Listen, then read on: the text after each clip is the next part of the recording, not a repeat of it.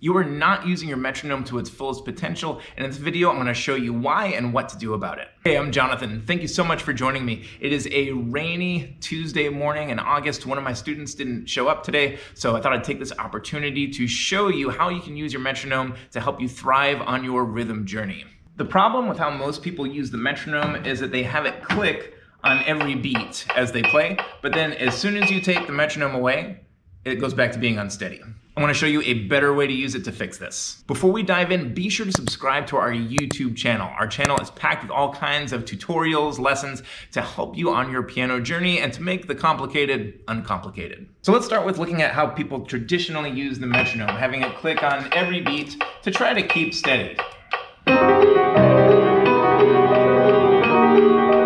What often happens, and if you teach kids, you'll see this all the time, as soon as you take that metronome click away, the rhythm goes back to being unsteady. So here's the trick. What we're going to do is instead of having this click on every single beat, we're going to turn off beats 2, 3, and 4, or we're going to turn off everything except for the downbeat, and we're going to see if we can still keep with that click. Let's see how it goes.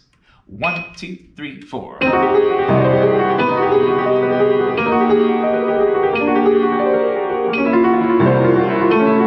It makes it much more difficult because I have to actually internalize that steady beat between those clicks on the downbeat. But we can make this even more challenging and have it click only on the downbeat of every 2 measures. 1, 2, here we go.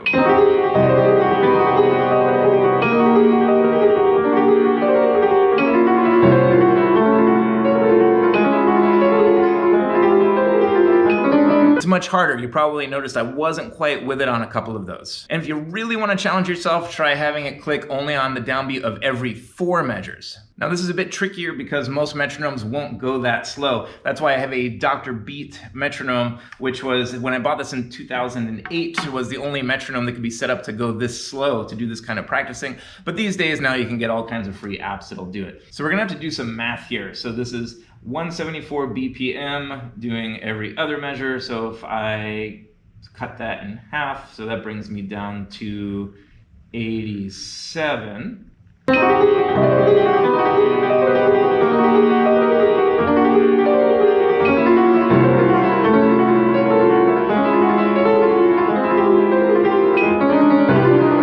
Infinitely harder and a little more frustrating, but again, it's going to help you develop that underlying pulse for rock solid rhythm. So I'm curious, have you ever tried using the metronome like this, or do you have any other metronome hacks? I would love to hear all about it in the comments below. Don't forget to subscribe, and if you enjoyed this and want to dive deep into some hacks to help you reading on the grand staff, check out this video right here. Thanks again for watching, and I'll see you in the next video.